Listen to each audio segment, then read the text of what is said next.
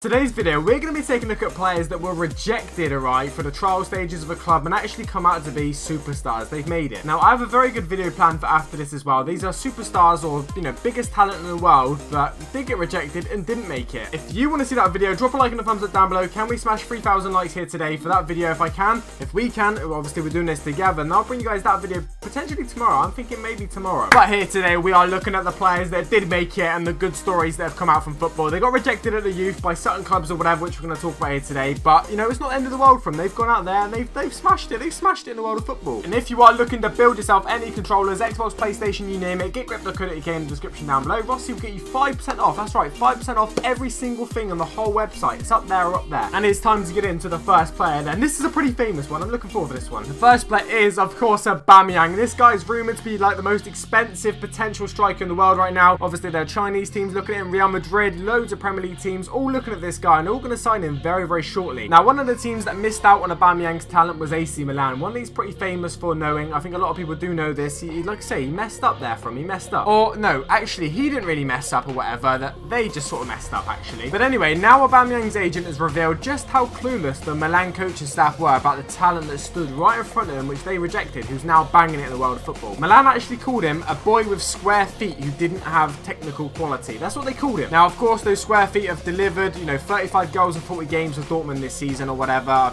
This may be from last season's stats or whatever, but still, that's how, he's got square feet apparently. And of course, his agent's going to come out and say, for me today, Aubameyang is the best striker in the world. Obviously, his agent's going to say that. But AC Milan, mate, they said he had square feet and had no technical qualities. So he didn't actually play a single minute from and they flogged him off to St. Etienne without actually playing a game for him. Now, he was actually 22 at the time. He's 27 now, so we're talking 5 years ago. He actually finished the Under-17 Club World Cup with Milan as top goal scorer, scoring 5 goals in 6 games. We realised that he wasn't playing in the Milan team because of the coach or whatever. He actually preferred Italian players apparently, which meant obviously Aubameyang was going to be on the bench. So he was then sent out on loan as well to another French club or whatever. But Milan going through the sort of academy there, they got rejected, and yeah, now he's a machine. Now he's an absolute machine. You missed out, AC Milan. You need that money now. If he was there banging for you, you need that money because they're not really competing with too many other big clubs in Europe currently like they used to do. Now next up is probably the best player in the world's ever seen or whatever. But but we have Messi. Now this guy, believe it or not, was rejected at youth by Newell's Old Boys. All right, that's apparently correct. Now there are rumours that Messi will actually want to return there when he's finished with Barcelona, which is a bit of a surprise. Basically, there was a certain situation apparently when he was obviously growing up. He had height difficulties. Not I say height difficulties. He wasn't growing properly, and he needed some like health hormone stuff to make him grow. And it was involved a bit of money, basically the investment. And Newell's Old Boys, they weren't prepared to invest in him. Now Messi's actually apparently said he will end his career there, but it's a bit of a weird one. Obviously Barcelona then picked him up, and they obviously shipped him over to Spain, of course. But yeah, Newell's Old Boys, they didn't want to invest in his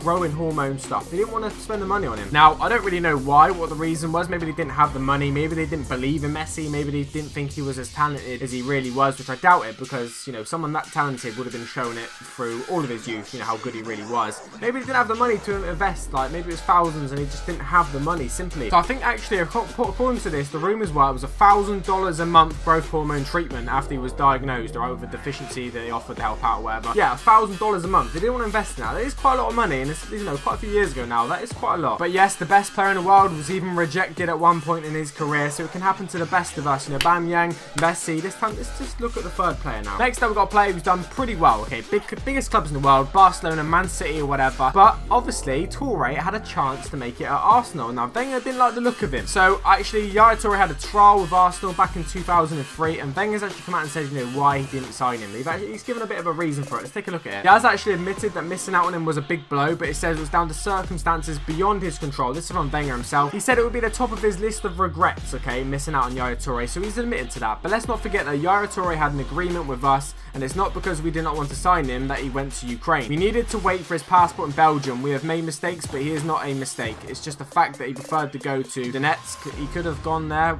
Wait, he could go there without any passport, apparently. So I think it was actually Toure that sort of wanted to go to Ukraine and, didn't want to wait for the passport or whatever. It's a bit of a weird one, really, but he went on trial at Arsenal, and yeah, it's on Wenger's biggest list of regrets. Yaya Toure is one of them. You don't really hear this from managers. They're not really too honest about their regrets, but obviously Toure, one of the best players in the world, in his prime or whatever, it is going to be a big miss and a big loss to any club. The next up, the player we're going to take a look at is a player who was actually rejected. Well, he's not really reached the heights of the other players like Messi and stuff like that. But anyway, we've got Balotelli actually rejected by Barca Barcelona. So a big player in a very, very big club. That's a pretty strange one. Yep, so that's correct. Balotelli could have played with team, obviously players like Suarez, Messi, Neymar, you name it. Balotelli could have been up there with them. Now, when he was 16 years of age, right, he was in the Serie C, but he actually had a trial with Barcelona. That's correct. Barcelona he had a trial with. I'll just make sure you understand that. Mario played an exceptional game. He scored 5 goals. He was good enough and could have signed him, right? This is from I think the youth team coach of Barcelona, head of them at the time. He scored 5 goals in a game for a trial. Like,